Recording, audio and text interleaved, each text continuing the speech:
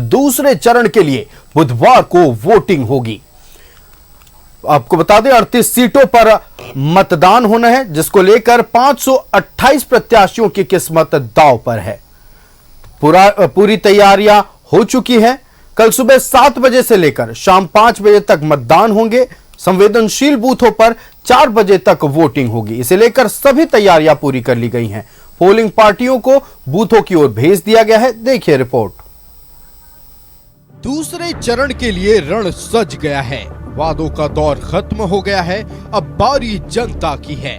दूसरे चरण के तहत 38 सीटों पर बुधवार को वोटिंग होगी। सुबह 7 बजे से शाम 5 बजे तक वोट डाले जाएंगे। इसे लेकर पोलिंग पार्टियां मतदान केंद्र पहुंच गई हैं। साहिबगंज में कुछ बूथों पर मतदान कर्मियों को नाव के जरिए भेजा गया। दूसरे चरण में 14,218 बूथ पर होगी वोटिंग। 38 सीटों पर 528 उम्मीदवार ठोक रहे ताल। 472 पुरुष, 55 महिला और 1 थर्ड जेंडर प्रत्याशी। हेमंत सोरेन, कल्पना सोरेन और बसंत सोरेन की साख दांव पर। बाबूलाल मरांडी, सुदेश महतो और सीता सोरेन की प्रतिष्ठा दांव पर। 33 सीटों पर बीजेपी, 5 सीटों पर आजसू ने उतारे हैं उम्मीदवार। 20 सीट पर जेएमएम लड़ रहा चुनाव। 13 सीट पर कांग्रेस के उम्मीदवार। 2 सीट पर आरजेडी और 3 सीट पर सीपीआई-एमएल ने उतारे हैं उम्मीदवार। दूसरे चरण में 17 सीटों पर बीजेपी और जेएमएम के बीच मुकाबला। 11 सीटों पर बीजेपी और कांग्रेस के बीच लड़ाई। 3 सीट पर आजसू और जेएमएम, 2 सीट पर आरजेडी से बीजेपी का मुकाबला। 3 सीट पर बीजेपी और सीपीआई-एमएल के बीच मुकाबला। दूसरे चरण में कोयलांचल की 7 संथाल की सभी सीटों पर मतदान होगा। संथाल की 18 सीटों पर 20 नवंबर को मतदान। पाकुड़ को छोड़कर बाकी सभी सीटों पर सीधी लड़ाई। पाकुड़ में आजसू, कांग्रेस और सपा में त्रिकोणीय मुकाबला। 2019 में संथाल की 9 सीटों पर जेएमएम ने दर्ज की थी जीत। 4 सीट पर कांग्रेस और 4 सीट पर बीजेपी का खिला था कमल। बड़ैयाहाट सीट पर जेवीएम की टिकट पर प्रदीप यादव ने दर्ज की थी जीत। कहा जाता है कि झारखंड में सत्ता का द्वार संथाल से होकर गुजरता है। ऐसे में जेएमएम के सामने अपने किले को बचाने की चुनौती है। वहीं सत्ता में वापसी के लिए बीजेपी 4 सीटों से आगे बढ़ने की कोशिश में जुटी है। Bureau report, news 11 Bharat. 20 नवंबर को झारखंड में दूसरे और आखिरी चरण का मतदान है। 12 जिलों की 38 सीटों पर मतदान होना है। पहले चरण में जिन दिग्गजों की किस्मत दांव पर है, उनमें से हेमंत सोरेन, कल्पना सोरेन, बसंत सोरेन, अमर बाउरी, सीता सोरेन, सुदेश महतो जैसे बड़े नेताओं के नाम हैं। बरहेट में हेमंत सोरेन और गैमिलियन हेम्ब्रम के बीच टक्कर है। वहीं बोरियो विधानसभा सीट पर लोबिन हेम्ब्रम भारतीय जनता पार्टी की टिकट पर चुनाव लड़ रहे हैं। बरहेट विधानसभा सीट पर गैमिलियन हेम्ब्रम और जेएमएम की टिकट पर हेमंत सोरेन के बीच मुकाबला है। लिट्टीपाड़ा में बाबूधन मुर्मू बीजेपी के टिकट पर चुनाव लड़ रहे हैं। जेएमएम की टिकट पर हेमलाल मुर्मू चुनाव लड़ रहे हैं। पाकुड़ विधानसभा सीट पर अजहर इस्लाम आजसू की टिकट पर निशात आलम कांग्रेस के टिकट पर चुनाव लड़ रही हैं। महेशपुर में नवनीत हेम्ब्रम बीजेपी के टिकट पर, स्टीफन मरांडी जेएमएम की टिकट पर चुनाव लड़ रहे हैं।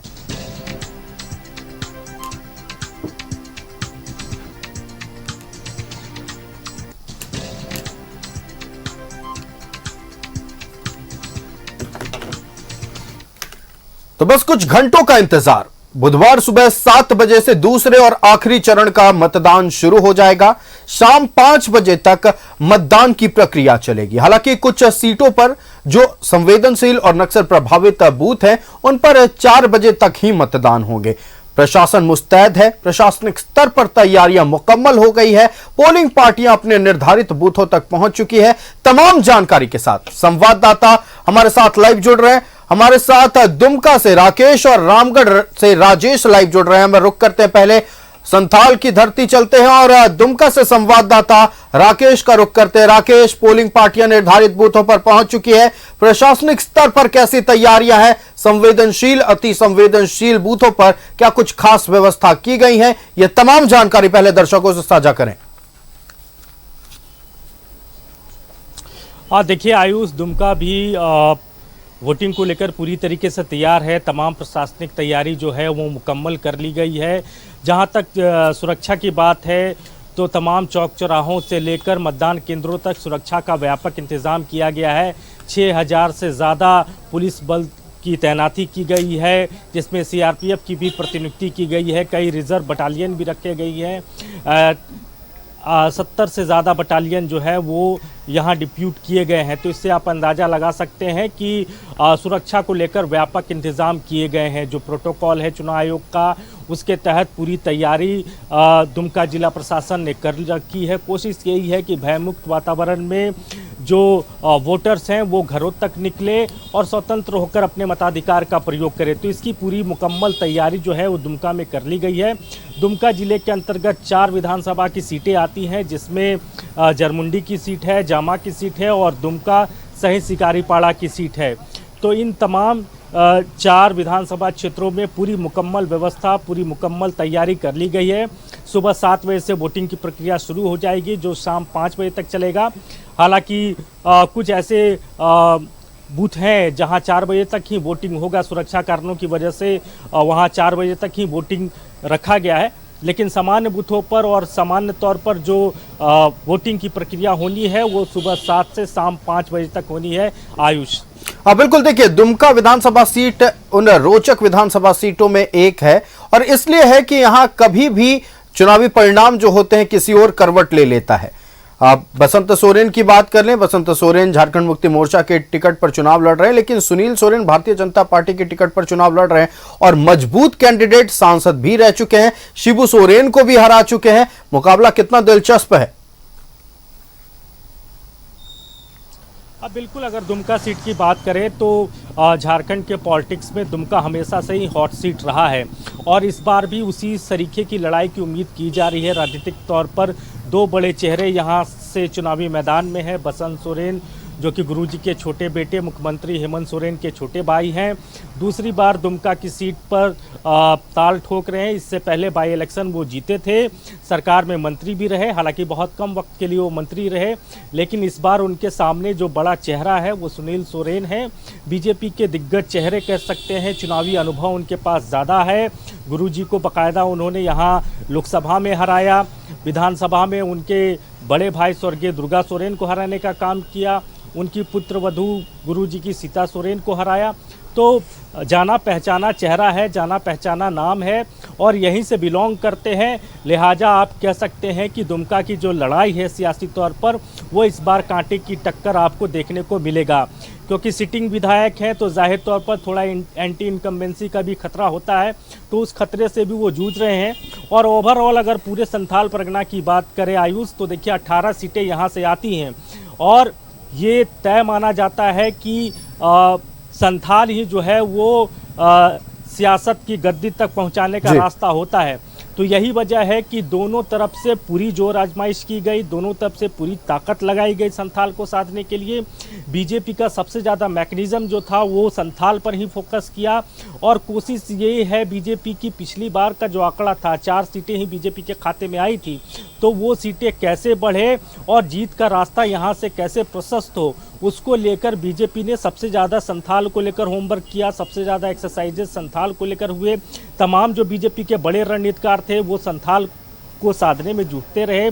प्रधानमंत्री से लेकर देश के गृह मंत्री और कई राज्यों के मुख्यमंत्री का यहाँ दौरा लगा, कार्यक्रम हुए, चुनावी सभाएं की गई और सबसे ज़्यादा जो घुसपैठ का मुद्दा यहाँ से उठा, जिसे बीजेपी पूरे चुनाव में इसको लेकर आगे बढ़ी, तो उसका इम्पैक्ट लोगों तक कितना पहुंच पाया इसका भी टेस्टिंग हो जाएगा जब परिणाम आएंगे।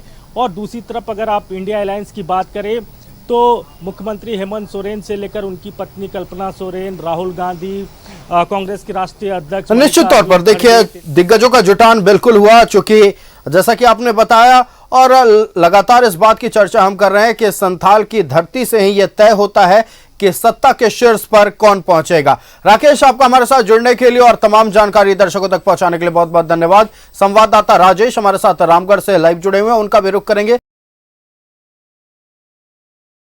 दूसरे चरण के मतदान को लेकर तमाम तैयारियां पूरी कर ली गई हैं। पोलिंग पार्टियां अपने निर्धारित बूथों पर पहुंच चुके हैं। संवेदनशील बूथों पर सुरक्षा के पुख्ता इंतजाम किए गए हैं। वृद्ध जनों के लिए, वृद्ध मतदाताओं के लिए विशेष ख्याल रखा गया है और पर्दानशी बूथ भी इस बार बनाए गए हैं। तमाम मसलों पर चर्चा करेंगे। हमारे साथ संवाददाता राजेश रामगढ़ से और शाहनवाज गिरिडीह से लाइव जुड़े हुए हैं। पहले रुख करते हैं राजेश का। राजेश, रामगढ़ अगर विधानसभा सीट की बात करें, कई ऐसे बूथ है जो अति सुदूरवर्ती इलाकों में आते हैं, वहां क्या इंतजाम है?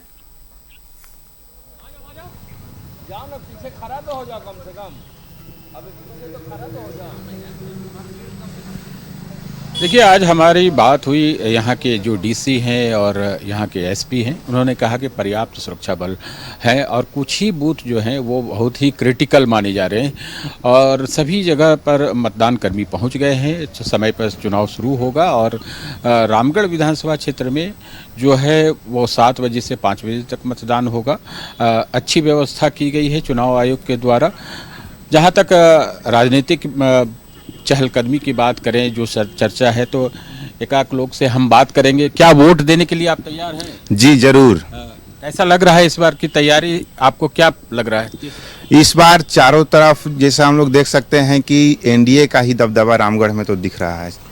बिल्कुल राजेश, बने रहेगा हमारे साथ। शाहनवाज का रुख कर लेते हैं। शाहनवाज, गिरिडीह में चुनावी स्तर पर तमाम तैयारियां हो गई हैं, प्रशासन पूरी तरह से मुस्तैद है, लेकिन हम बात करेंगे गिरिडीह की अगर तमाम विधानसभा सीटों की, जिस पर लगातार आपके साथ भी चर्चा हुई। आप क्षेत्रों में घूमते रहे, मुकाबला कई सीटों पर दिलचस्प है।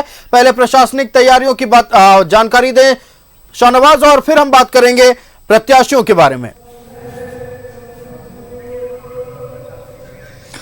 देखिए, अगर प्रशासनिक तैयारियों की बात करें तो आज सुबह 6 बजे से ही गिरिडीह में चूंकि 6 विधानसभा क्षेत्र है, उसके लिए 4 अलग अलग डिस्पैच पॉइंट बनाए गए थे, जहां पर से वाहन, सुरक्षाकर्मी और ईवीएम उसका डिस्पैच हो रहा था। मैंने 2 डिस्पैच सेंटर का दौरा किया था, एक तो डुमरी और गिरिडीह का और दूसरा धनवार का। वहीं पर मेरी मुलाकात यहाँ के उपायुक्त से हुई थी। उन्होंने बताया था कि लगभग 2400 बूथ हैं पूरे 6 विधानसभा में, उसमें से 12 संवेदनशील बूथ हैं जो नक्सल प्रभावित क्षेत्रों में आते हैं और इसीलिए वहां पर चूंकि मतदान 4 बजे तक ही होगा। लेकिन उन्होंने कहा कि जो भी व्यक्ति मतदान केंद्र के गेट के अंदर प्रवेश करके लाइन में लग जाएगा, उसको मतदान करने दिया जाएगा। पूरा मतदान केंद्र जो है वो सुरक्षा बलों से आच्छादित होगा। पानी की व्यवस्था होगी, टेंट की व्यवस्था होगी, साये की व्यवस्था जिसको कहते हैं। इसके अलावा आदर्श मतदान केंद्र भी बड़ी संख्या में बनाए गए हैं सभी विधानसभा क्षेत्रों में, जिसमें दिव्यांगों के लिए रैंप होगा, व्हीलचेयर का इंतज़ाम होगा। इसके अलावा कई आदर्श मतदान केंद्र थीम बेस्ड भी बनाए गए हैं। थीम बेस्ड का मतलब युवाओं के लिए, पर्दानशीनों के लिए, इसके अलावा ये महिलाओं के लिए अलग से और महिलाओं द्वारा ही उसको संचालित किया जाएगा। कुल मिलाकर के 3 बजे तक तमाम पोलिंग पार्टियां अपने अपने मतदान केंद्र यानी गंतव्य स्थान पर जहां उनकी ड्यूटी है वहां के लिए सब रवाना हो चुके थे। वैकल्पिक व्यवस्था और इमरजेंसी हेल्प के लिए 6 हेलीपैड्स भी बना करके रखे हुए हैं यहाँ पर, लेकिन उसकी ज़रूरत पड़ेगी ऐसा ज़रूरी नहीं है। लेकिन 6 हेलीपैड्स बनाए गए हैं पूरे 6 विधानसभा क्षेत्रों के लिए। तो यही है प्रशासनिक व्यवस्था, चौबंद है, दुरुस्त है और बहुत ही हंसी खुशी मैंने बिल्कुल, ये तो रही प्रशासनिक स्तर की बातें। अब हम बात कर लेते हैं राजनीतिक गलियारों की। देखिए, जितनी भी विधानसभा सीटें गिरिडीह जिला के अंदर या गिरिडीह लोकसभा क्षेत्र के अंदर आते हैं, कई दिग्गजों की साख इस पर दांव पर है। और ऐसा नहीं है कि सिर्फ एक तरफ से चुनावी दिग्गज है, बल्कि दोनों तरफ से, यानी एनडीए और एनडीए ब्लॉक की तरफ से, दोनों ओर से इस बार दिग्गज मैदान में है। मुकाबला गिरिडीह लोकसभा क्षेत्र के तमाम विधानसभा क्षेत्रों में कितना दिलचस्प होने वाला है।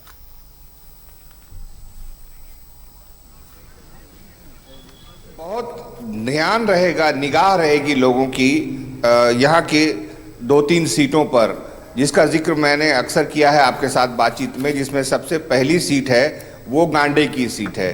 गांडे में कल्पना सोरेन और मुनिया देवी का सीधा सीधा मुकाबला है। एक दो और छोटे छोटे प्रत्याशी भी वहाँ पर मैदान में उतरे हुए हैं, लेकिन दोनों के बीच ही मुकाबला है और ये मुकाबला बहुत ही सख्त है, क्योंकि मुनिया देवी भी ग्रास रूट लेवल पर जिला परिषद सदस्य, मुखिया, सरपंच आदि रह चुकी हैं। उनकी भी ज़मीनी पकड़ है और उनके पक्ष में बहुत मतदान माफ़ कीजिएगा कैंपेन बड़े बड़े लीडर्स ने किया है।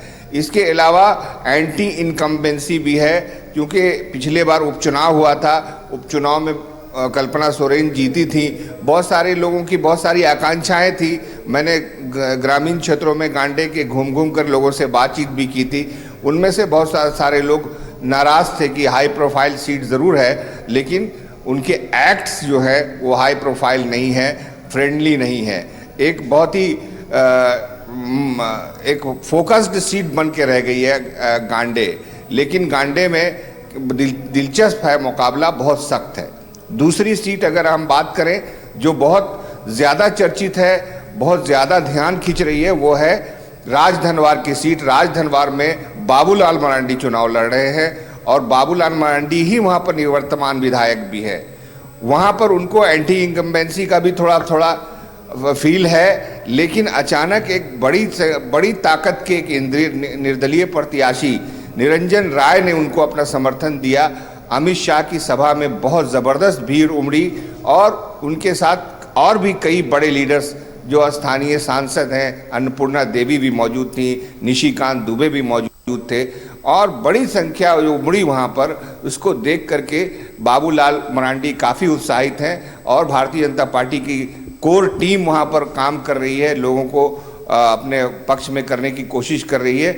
उनसे वो पूरे यकीन के साथ कहते हैं कि वो सीट बाबूलाल मरांडी जीत रहे हैं। लेकिन दो और उम्मीदवार जो हैं झारखंड मुक्ति मोर्चा के, निजामुद्दीन अंसारी वो भी विधायक रह चुके हैं, राजकुमार यादव जो माले से हैं वो भी विधायक रह चुके हैं।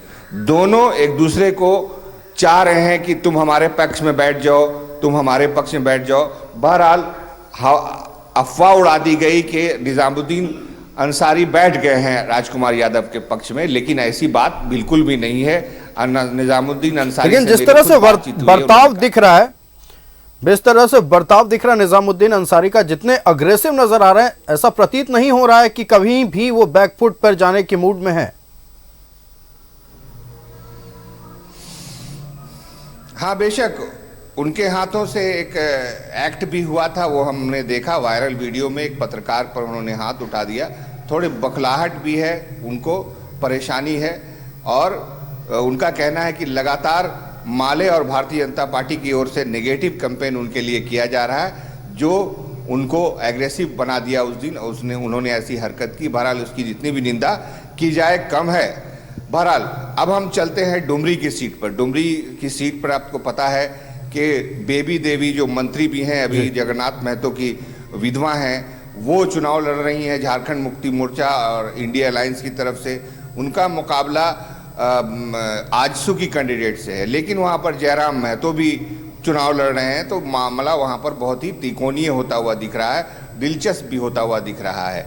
दोनों तरफ से बहुत ज़बरदस्त विगोरस कैंपेन वहाँ पर चलाई गई डुमरी में, उसका आगे दिलचस्प नतीजा भी हो सकता है। इसके अलावा बगोदर की सीट है, जहाँ पर मौजूदा विधायक विनोद, निश्चित तौर पर बगोदर को लेकर भी हम बातचीत करेंगे। बगोदर विधानसभा क्षेत्र से हमारे संवाददाता श्रीकांत भी हमारे साथ जुड़ गए हैं, लेकिन पहले हम चलते हैं रामगढ़। हमारे संवाददाता राजेश लाइव जुड़े हुए। राजेश, रामगढ़ को लेकर हम बातचीत कर रहे थे। मुकाबला इसलिए दिलचस्प है क्योंकि रामगढ़ की जनता ने हमेशा से आजसू पर भरोसा जताया। ममता देवी हालांकि कांग्रेस की टिकट पर चुनाव जीती, लेकिन फिर बातचीत जब आगे हुई और केसेस हुए, फिर अगर हम बात कर लें उपचुनाव की, सुनीता चौधरी को जीत मिली। मुकाबला यहां भी दिलचस्प है, एक तरफा कहीं भी कुछ नजर नहीं आ रहा। राजेश,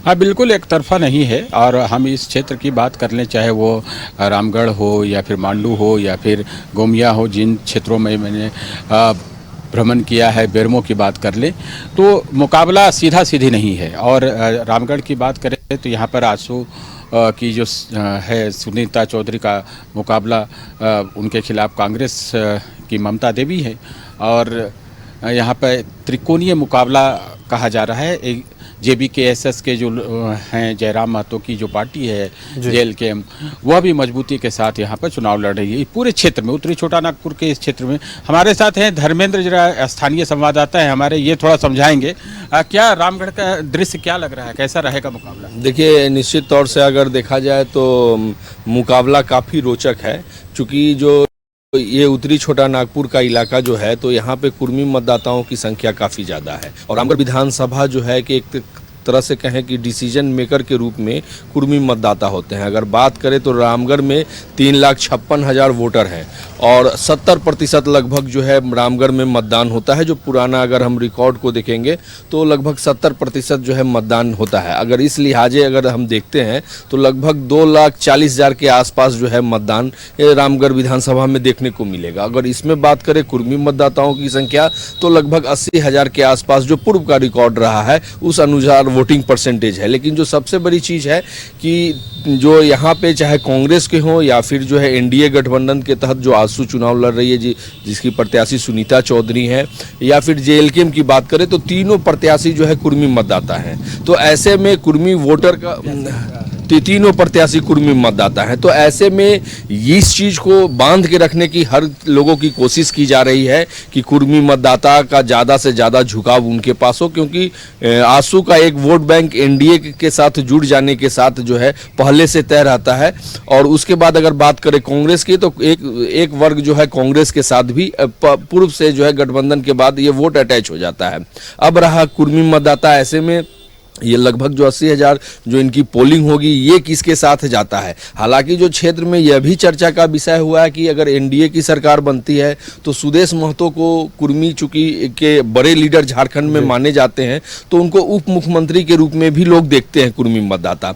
ऐसे में संभावना ये है कि झुकाव बढ़ सकता है। लेकिन ये रोचक है, दिलचस्प है, ये बताना बहुत जल्दबाजी है कि आखिर इन मतदाताओं का झुकाव किस तरफ होता है। क्लियर कट कुछ कोई निश्चित तौर पर राजेश जी। देखिए, मुकाबला दिलचस्प है और अगर हम बात करें मुकाबला त्रिकोणीय हो गया है। तीनों प्रत्याशी एक ही समुदाय से आते हैं, इसलिए अगर हम जातीय आधारित वोट बैंक की बात करें तो जातीय आधारित वोट बैंक के मद्देनजर रामगढ़ में मुकाबला बेहद दिलचस्प है, कांटे की टक्कर है। बने रहिएगा राजेश हमारे साथ। बगोदर का रुख करते हैं, संवाददाता श्रीकांत लाइव जुड़े हुए हैं। श्रीकांत, बगोदर में भी मुकाबला इस बार कांटे की टक्कर वाला होने वाला है। माले की टिकट पर विनोद सिंह चुनावी मैदान में और नागेंद्र महतो चुनाव लड़ रहे भारतीय जनता पार्टी की टिकट पर। लेकिन अब बातचीत अगर हम करें, पिछले चुनाव के परिणाम को देखें तो क्लोज फाइट रहा था पिछले चुनाव में भी। नागेंद्र महतो पहले जीत भी चुके हैं। इस बार क्या कह रही है जनता? इस बार आप जनता के बीच घूम रहे हैं, क्या लग रहा है मुकाबला दिलचस्प होने वाला है या किसी एक का पलड़ा भारी नजर आ रहा है?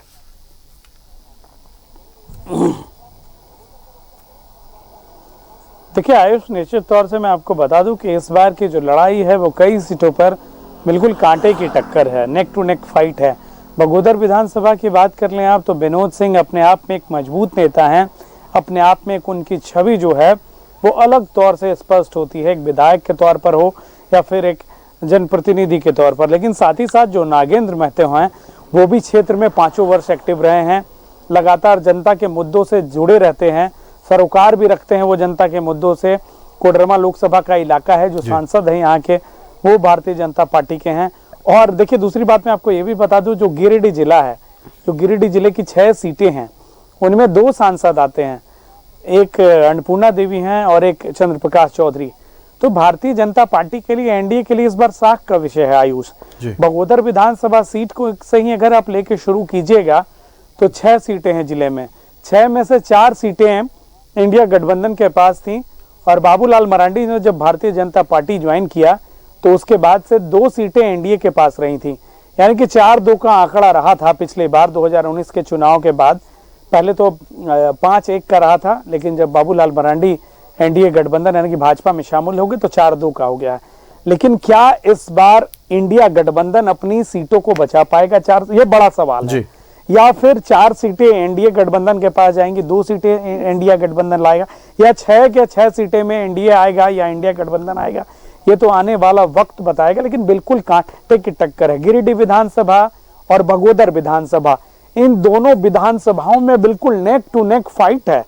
अब पारसनाथ की इस धरती से जीत का पारस किसको देगी जनता, ये तो 23 तारीख को ही मालूम चलेगा। लेकिन बड़ा ही रोचक मुकाबला है और जनता इस वक्त बहुत ही समझदारी से वोट कर रही है। जनता खुल के कुछ बता भी नहीं रही है, बहुत साइलेंट वोटर हैं। आपके जिस तरीके के समर्थक उनको मिल जाते हैं उन तरीके की गप्पेबाजी वो वहां पे शुरू कर देते हैं। लेकिन जनता इतनी स्मार्ट हो गई है कि आप देख सकते हैं एग्जिट पोल भी सारे के सारे अब ध्वस्त हो जा रहे हैं। तो इस बार जनता किस करवट आगे चलेगी ये देखने का विषय है। लेकिन निश्चित तौर से बगोदर विधानसभा की बात कीजिए या डुमरी की बात कीजिए, डुमरी में खुद जयराम महतो लड़ रहे हैं, मंत्री बेबी देवी की जो साख है उनके परिवार का, क्योंकि कहा जाता है कि डुमरी की सीट परंपरागत सीट है झारखंड मुक्ति मोर्चा की। जगन्नाथ महतो स्वर्गीय जो हैं वो यहाँ से कई बार विधायक रहे हैं, उनका पकड़ है, उनका रुतबा है इस इलाके में। लेकिन उस रुतबे के सामने एक और टाइगर आ गया है, वो टाइगर जयराम महतो है। और उसकी दहाड़ से पूरा इलाका जिस तरीके से उसके वोट के लिए जो दावे किए जा रहे हैं जयराम महतो की, और सब दावे में कितनी सच्चाई है। लेकिन जो यशोदा देवी है, आजसू भाजपा गठबंधन है, पिछले बार आजसू और भाजपा ने अलग अलग लड़ा था तो उसका नुकसान हुआ था दोनों को। लेकिन उपचुनाव में कड़ी टक्कर रही थी, लेकिन इस बार जयराम फैक्टर भी है। तो क्या यशोदा, दोनों की लड़ाई में यशोदा देवी आगे निकलेंगे या जयराम आगे निकलेंगे, या बेबी देवी का जो किला है वो बचा रहेगा या किला ध्वस्त हो जाएगा? त्रिकोणीय बिल्कुल मुकाबला है। गिरिडीह विधानसभा ले चलते हैं आपको। गिरिडीह विधानसभा में भी वही स्थिति है आयुष। झारखंड निश्चित तौर पर देखिए गिरिडीह विधानसभा सीट पर भी मुकाबला दिलचस्प है। पूर्व विधायक निर्भय शाहबादी भी हैं, विधायक सुदेव कुमार सोनू एक दूसरे के आमने सामने। लेकिन जिस बात का आपने जिक्र किया थर्ड फ्रंट, आप बने रहेगा, हम थर्ड फ्रंट को लेकर बात करते हैं शाहनवाज से। शाहनवाज, इस बार गिरिडीह विधानसभा सीट की बात करें या गिरिडीह लोकसभा क्षेत्र के अंदर जितने भी विधानसभा सीटें आती हैं, थर्ड फ्रंट यानी तीसरा मोर्चा कितना इंपैक्ट डालने वाला है?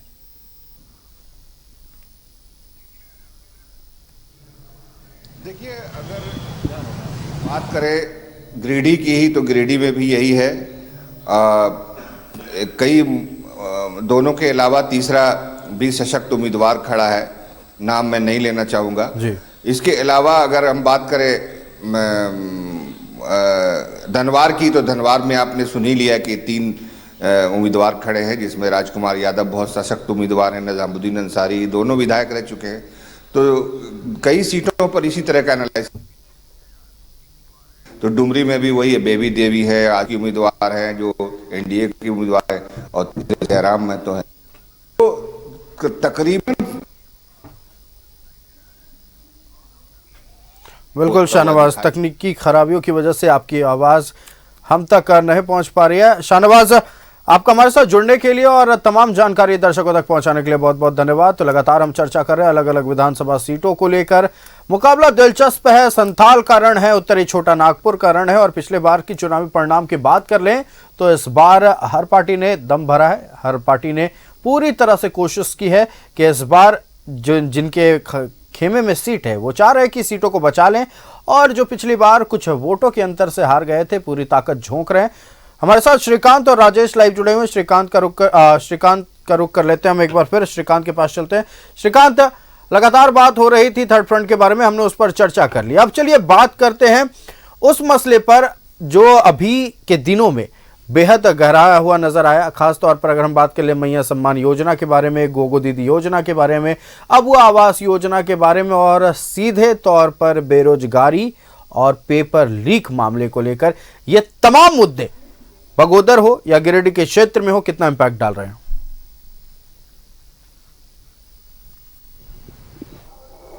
देखिए, निश्चित तौर से आयुष आपने बात किया है, इंडिया गठबंधन के नेता, चाहे वो कल्पना मुर्मू सोरेन हो या हेमंत सोरेन हो या और कोई भी नेता हो, देखिए इस पूरे चुनाव में झारखंड मुक्ति मोर्चा ही दिखा है, कांग्रेस कहीं दिखी नहीं है इन इलाकों में भी।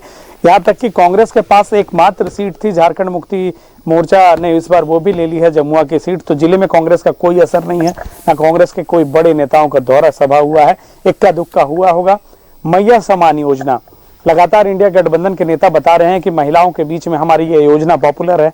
अबुआ आवास योजना की बात कर रहे हैं वो, और इसके साथ ही साथ सर्वजन पेंशन योजना, इन तीनों योजनाओं को लेकर तो वो जनता के पास ज्यादा है। लेकिन एनडीए गठबंधन जो है वो लगातार युवाओं के नस को पकड़ रहा है। जिस तरीके से बेरोजगारी है, जिस तरीके से बड़ा जिला है आयुष, और पलायन सबसे बड़ी समस्या है। बगोदर जिस विधानसभा में मैं खड़ा हूं, यहाँ से सैकड़ों युवा सऊदी अरब, कुवैत और न जाने कहां कहां चले जाते हैं टावर लाइन में कमाने के लिए, लेकिन घर के पास उन्हें रोजगार नहीं मिलता। पर्व त्योहार का दर्द शायद आप और हम स्टूडियो में बैठे हुए हैं, हम लोग जब अपनी ड्यूटी ऑफ होती है तो घर, लेकिन पलायन एक बड़ा दर्द है, एक बड़ा टीस है। लेकिन ये भी सवाल उठता है कि आखिर चुनाव में पलायन मुद्दा क्यों नहीं बनता है। जिस तरीके से पेपर लीक की बात हुई, युवाओं की उम्र बीती जा रही है। सोचिए कि जिस युवा की उम्र 30 साल होगी या 35 साल होगा, जिस जनरल युवा का, ओबीसी युवा का, और उसने आखिरी बार ये फार्म भरा होगा इस उम्मीद के साथ कि शायद इस बार ये परीक्षा हो जाएगी, और परीक्षा देके वो जब निकलते हैं, जब उन्हें ये मालूम पड़ता है कि ये पेपर लीक हो चुका है, तो कितना दर्द होता होगा। तो निश्चित तौर से इन मुद्दों को भुनाने की कोशिश में एनडीए लगा हुआ है। भ्रष्टाचार का एक बड़ा मुद्दा है, उस भ्रष्टाचार के मुद्दे को एनडीए चाहता है कि इस बार हम पटल पर रखें और जनता के मन मिजाज में वो चीजें घर कर जाएं। और जिस तरीके से हेमंत सोरेन ने भी आरोप लगाया था एनडीए पर कि एक शैडो इमेज बनाई जा रही है सोशल मीडिया के ऊपर इन सारी चीजों को लेकर, इन सारे मुद्दों को लेकर। लेकिन उधर इंडिया गठबंधन की बात कीजिएगा तो ये भी अपनी योजनाओं को लेकर जा रहे हैं।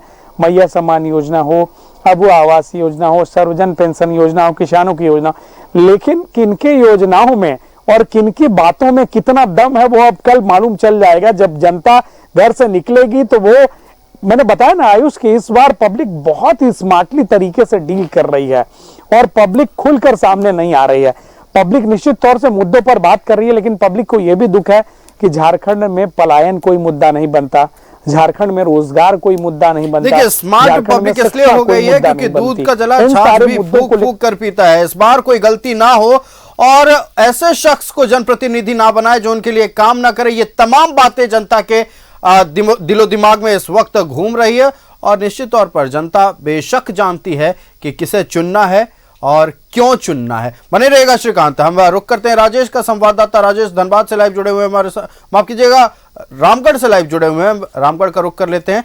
राजेश, देखिए पलायन मुद्दा रहा, बेरोजगारी मुद्दा रहा है, लेकिन रामगढ़ के कुछ क्षेत्रों में विस्थापन पुनर्वास भी मुद्दा रहा। इस पर हम पहले भी चर्चा कर रहे थे। पुनर्वास आयोग का गठन किया गया लेकिन कोई आगे काम नहीं किया गया है। अगर हम बात करें विस्थापितों को लेकर, हमेशा से ये बातें सामने आई और विस्थापित शिकायत करते रहते हैं कि हमारे जमीन ले लिए गए, लेकिन हमारे लिए कोई पहल किसी तरह की नहीं की गई है। विस्थापन पुनर्वास इस बार जब मतदाता वोट डालने जाएंगे, ये कितना बड़ा मुद्दा रहेगा?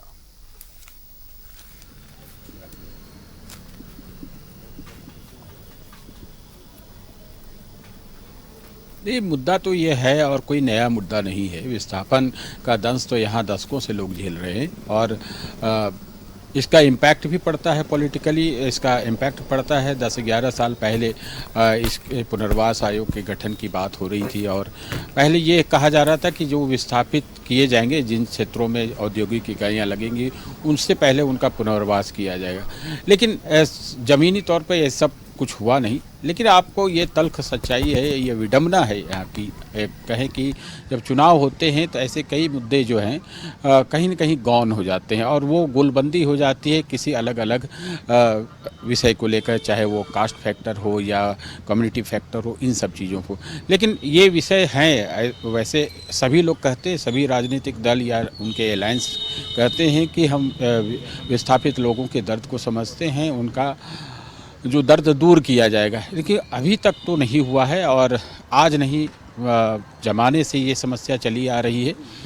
इनका समाधान होना चाहिए। लोगों का इस बार क्या है रुझान, सबसे बड़ी बात यह है कि इस बार का विधानसभा चुनाव आयुष में जब से झारखंड गठन हुआ है तब से मैं विधानसभा के चुनाव को कवर करता आया हूँ। 2005 में पहली बार विधानसभा का चुनाव हुआ था जब झारखंड अलग राज्य बना था। उसके बाद से ये मेरा जो व्यक्तिगत अनुभव है यह बताता है कि इस बार का चुनाव बहुत ही रोचक चुनाव है और निश्चित तौर पर देखिए, जहां भी हमारी टीम पहुंच रही है, जनता से बातचीत हो रही है, तो जनता ये कह रही है कि झारखंड के इतिहास का सबसे दिलचस्प चुनाव 2024 का विधानसभा चुनाव होने वाला है। निश्चित तौर पर चुनावी परिणाम पर सबकी निगाहें टिकी रहेंगी, लेकिन कल का वक्त है मतदाताओं का। आप अपने घरों से बाहर निकलिए। न्यूज़ 11 भारत की पूरी टीम आपसे अपील करती है कि कल के दिन को अवकाश की तरह ना देखें। ये बहुत बड़ा जिम्मेदारी भरा दिन है। लोकतंत्र को मजबूत करने के लिए आपकी हिस्सेदारी बहुत जरूरी है। आप अपने घरों से निकलें, मतदान केंद्रों पर पहुंचे और अपने मताधिकार का प्रयोग करें। आपका मत आपके भविष्य को तय करेगा। राजेश, आपका हमारे साथ जुड़ने के लिए और तमाम बातें दर्शकों तक पहुंचाने के लिए बहुत धन्यवाद। हमारे साथ बगोदर से श्रीकांत लाइव जुड़े हुए हैं और मनोज हमारे साथ राजमहल से लाइव जुड़ रहे हैं। मनोज का रुख करते हैं। मनोज, राजमहल सीट, बहुचर्चित विधानसभा सीट, अनंत ओझा ऐसे विधायक जो अपने सरकार के खिलाफ, अपने विरोधियों के खिलाफ भी लगातार आवाज उठाते नजर आए हैं, लेकिन मुद्दा बेहद गंभीर रहा है तभी आवाज उठाए हैं। घुसपैठियों को लेकर, अप्रत्याशित वोटरों की संख्या में बढ़ोतरी को लेकर अनंत ओझा ने बातें उठाई हैं। क्या इस बार घुसपैठ और अप्रत्याशित वोटरों की बढ़ोतरी एक बहुत बड़ा मुद्दा होने वाला है राजमहल विधानसभा क्षेत्र के लिए? देखिए, निश्चित तौर पे ये बड़ा मुद्दा है और इस मुद्दा को लेकर लगातार विधायक अनंत ओझा की बात करें या भारतीय जनता पार्टी के बड़े लीडरों की बात करें या छोटे लीडरों की बात करें, तमाम नेता जब कभी भी संथाल में सभा हुआ तो हर वक्त ये बांग्लादेशी घुसपैठी और डेमोग्राफी चेंज जिसको लेकर लगातार लोग मुखर रहे, लगातार इस पर वार करते रहे और ये जनता तक ये बात जो है ये पहुंचाना चाहते थे और जनता तक बात पहुंच गई और जनता अब समझने भी लगी है। क्योंकि अनंत ओझा वैसे ऐसे विधायक 2 बार के विधायक लगातार हो चुके हैं, इस बार हैट्रिक निश्चित तौर पे मारेंगे क्योंकि उनके जन समर्थन को जो हमने देखा है, उनका जब जो कार्यक्रम हुआ है और जहां कहीं भी गए हैं तो लोगों की भीड़ ये कह रहा है कि निश्चित तौर पे ये विधायक के प्रति लोगों के अंदर एक आस्था है, प्रेम है और वो उत्साह इस वोट में, मतदान में जरूर दिखेगा। लेकिन लगातार अनंत ओझा ये बात कहते रहेंगे और विकास की बात करें तो यही एक ऐसा विधायक है जो इस इलाके में गली गली तक सड़क बनवा दिया। यही एक ऐसा विधायक है कि जहां तक दियारा इलाके में कहा जाता था बालू की चोरी तो पहले होती ही है और गिट्टी की चोरी इस इलाके में, लेकिन मिट्टी की चोरी अगर होती है तो वह है दियारा इलाका।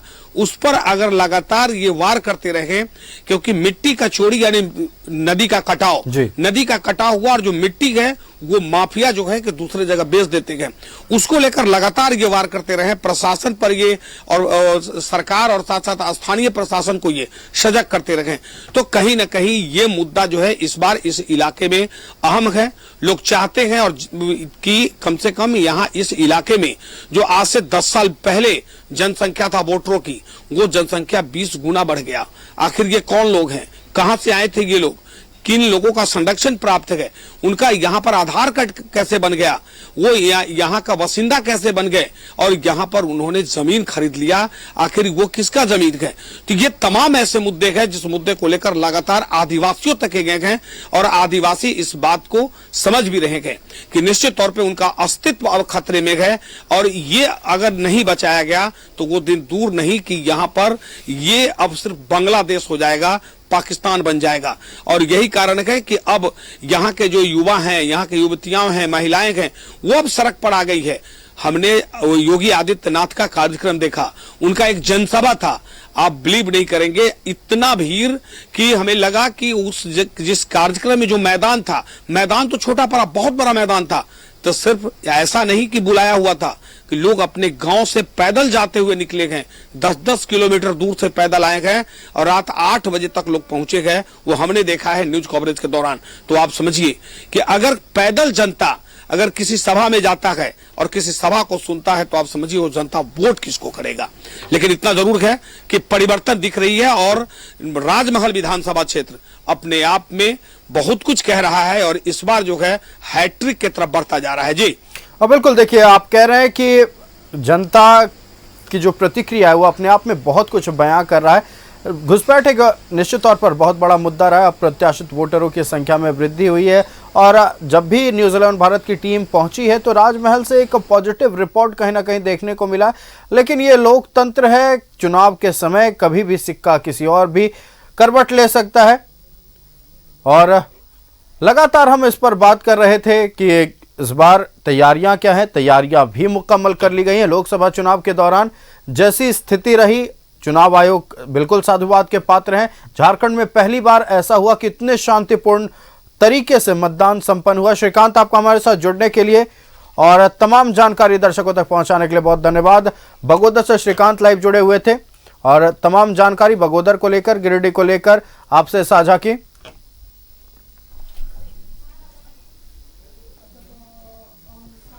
तो लगातार हम आप तक पहुंचा रहे हैं तमाम जानकारी हर एक विधानसभा क्षेत्र को लेकर, हर एक विधानसभा सीट को लेकर विस्तार पूर्वक विश्लेषण।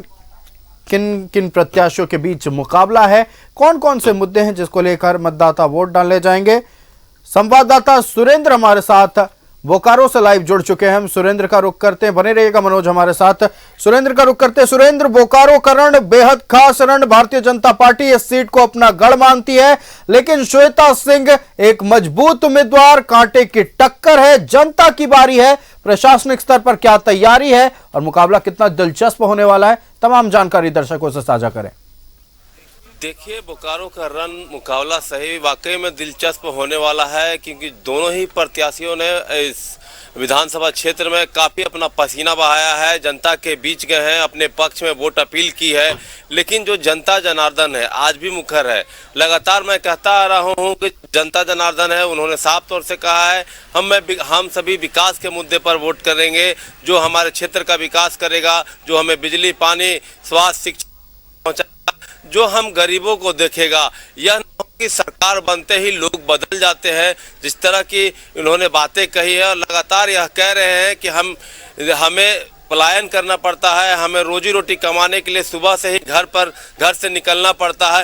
इन सभी मुद्दों की बात कर रहे हैं लोग। सबसे बड़ी बात यहाँ पलायन, शिक्षा और 19 गांव पंचायत। जी बिल्कुल सुरेंद्र, अब हम आएंगे आपके पास, लौटेंगे। तकनीकी खराबियों की वजह से आपकी आवाज दर्शकों तक नहीं पहुंच पा रही है। हमारे साथ सुरेंद्र एक बार फिर जुड़ चुके हैं। सुरेंद्र, अपनी बात पूरी करें। देखिए, जिस तरह से कि यहाँ की जो जनता जनार्दन है, मुख्य या जनता जनार्दन जो है, जो यहाँ के प्रतिनिधि है, मुखर होकर बोलने के लिए तैयार है। लगातार अपने मुद्दे उन प्रतिनिधियों के सामने रखा है और साफ तौर से जिस तरह से लगातार जनता का कहना है कि हमारे क्षेत्र में जो विकास होना चाहिए था वो विकास की लकीर नहीं खींची गई है, चाहे वह पानी की हो, बिजली की हो, या हम कह सकते हैं शिक्षा, स्वास्थ्य या अन्य चीज़ों की। और सबसे बड़ी बात है कि आज भी कुछ गाँव में हमने 4 किलोमीटर दूर जाकर महिलाएं पानी लेने के लिए जाती हैं। और लगातार यह देखा गया है कि जो गरीब के बच्चे हैं, बेहतर शिक्षा के लिए सरकारी स्कूल में आते हैं। सरकार लाख दावे करती है कि हम बेहतर शिक्षा दे रहे हैं, लेकिन उन्हें बेहतर शिक्षा नहीं मिलती है। उनका साफ तौर से आरोप है कि हम अपने बच्चे को पढ़ने के लिए भेजते हैं, लेकिन वहाँ पर शिक्षक नहीं होते हैं। आप ही समझिए आयुष कि अगर एक ही कक्षा में 150-200 बच्चे हों और विभिन्न क्लास के, मेरा कहना यह है कि क्लास 2, क्लास 3, क्लास 4, क्लास 5,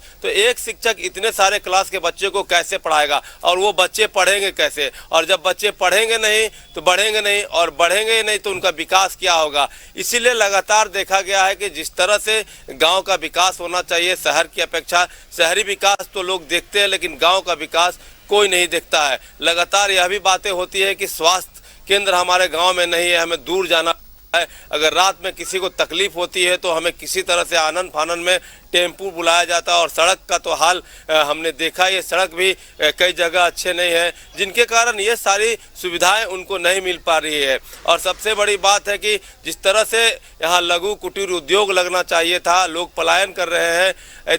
कई दशक हो गए लेकिन क्षेत्र में बोकारो स्टील प्लांट के अलावा कोई भी ऐसी लघु कुटीर उद्योग नहीं लगा जिससे लोग अपना रोजगार कर सके, अपने बच्चे का लालन पालन पोषण कर सके। क्योंकि लगातार लोग बाहर पलायन कर रहे हैं और जब बाहर पलायन करते हैं तो यही उम्मीद रहती है कि हमारे बच्चे का भविष्य कैसे सुधरे, हमारा परिवार कैसे चले, हमारा घर कैसे चले। लेकिन कुछ महीनों के बाद उनके पास यह कि उन्हें वहां से आने के लिए भी पैसे नहीं होते हैं। और बिल्कुल श्रीकांत, देखिए शिक्षा, बेरोजगारी, स्वास्थ्य व्यवस्था बहुत बड़ा मुद्दा है और निश्चित तौर पर ऑन रिकॉर्ड इस बात को कहा जा सकता है कि बहुत सारे रिक्त पदे हैं और उन पदों पर नियुक्ति जरूरी थी लेकिन नियुक्तियां नहीं हुई। खास तौर पर अगर हम बात कर ले, स्कूलों में शिक्षकों की नियुक्ति नहीं हो पाई, जिस वजह से एक ही कक्षा में कक्षा 3, 4, 5 के विद्यार्थी पढ़ते हैं, ना टीचर ढंग से पढ़ा पाते हैं, ना विद्यार्थियों को कुछ समझ पाता है। तो हम आपके पास लौटेंगे, इस पर भी चर्चा करेंगे।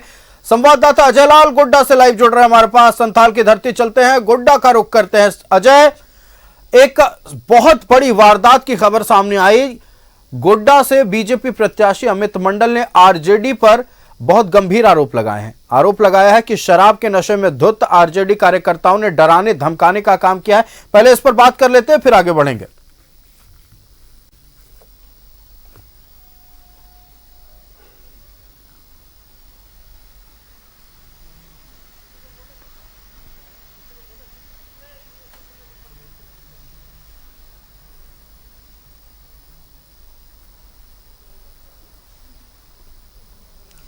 देखिए, जिस प्रकार से आरजेडी के प्रत्याशी गोड्डा में संजय यादव या फिर उनके समर्थक चुनाव प्रचार कर रहे हैं, इस बात की आशंका परसों ही न्यूज़ 11 ने शाम 5 बजे बता दिया था कि ऐसी आशंका है।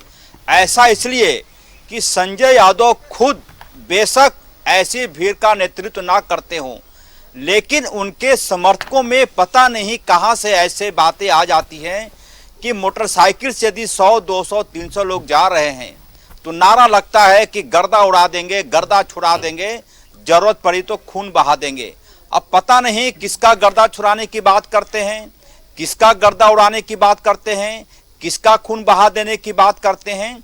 जब ऐसी रैलियों में ऐसे नारे लगेंगे तो ऐसी आशंकाएं पहले भी थी कि ऐसा होगा ही, और कल सब कुछ शांतिपूर्वक निकल जाए, यही ईश्वर से कामना है।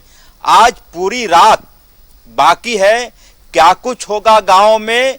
गाड़ियां अब गोड्डा के किसी गांव में चले जाए, बड़ी महंगी महंगी गाड़ियां दौड़ रही हैं, और महंगी गाड़ियां गांव में जाती हैं तो उसका क्या मतलब होता है हमारे दर्शक बखूबी समझते हैं।